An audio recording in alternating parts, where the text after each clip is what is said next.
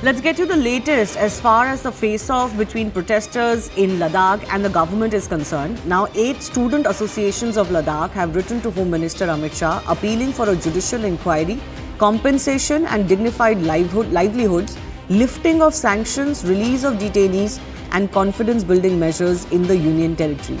This is happening after violence broke out at one protest or demonstration site, and after that there's been a crackdown by the government against alleged conspirators including Sonam Wangchuk and others. My colleague Ishan Vani is joining us. Ishan, tell us more of what the student associations are saying.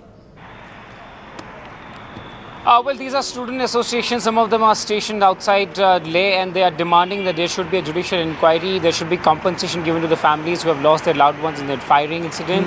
And they're also demanding that there should be a judicial inquiry which should be headed by a High Court judge who could see that if the SOPs were followed while the gunfire was opened. They also want compensation for the families because their loved sons have been lost, and those were the sole bread owners of the family. And that's what they want, compensation for those families. And they are also demanding that there should be a dignified livelihood for them. Also, they're appealing to lift sanctions or release those who have been detained. By that, they mean that the curbs or curfew that has been imposed there, that should be lifted. There should be no curfew in Leh, and people should be allowed to move freely. Remember, today is the first day since the violence broke out when shops are going to be opened from 10 to 6. So there is a bit of normalcy that is returning to Leh post that violence and after the arrest of Sonam Wangchuk. But they're also demanding that those youngsters who have been arrested and protesters who have been arrested, they should be let go, and including release of Sonam Wangchuk is something that they have written about to the Home Minister Amit Shah.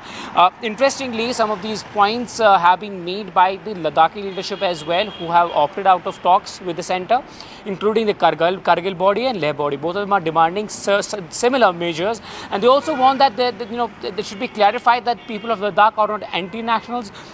That the portrayal, particularly in the media or on social media, that they were anti-India protesters, but they are not. They are somebody who have been demanding their rights while holding the tricolour. That should also be put forward, and the government needs to move in that direction so that peace and normalcy could be restored. But it seems like in coming days that there will be peace in Ladakh and people will be returning to their normal lives.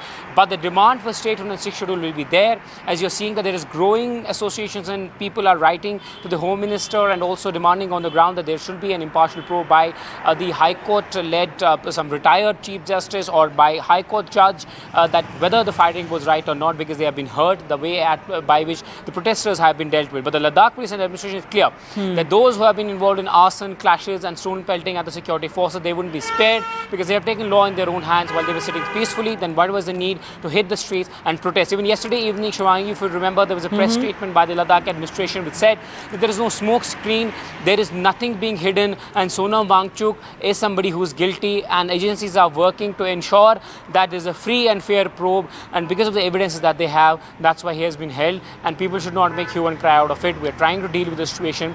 Well, the government is serious about talks, and people should come forward and talk to centre so that these issues can be resolved. The centre's message has been that even if certain things have transpired, talks should not be hampered. The talks have been going on and they should continue to go on. Ishan, thanks a lot for joining us.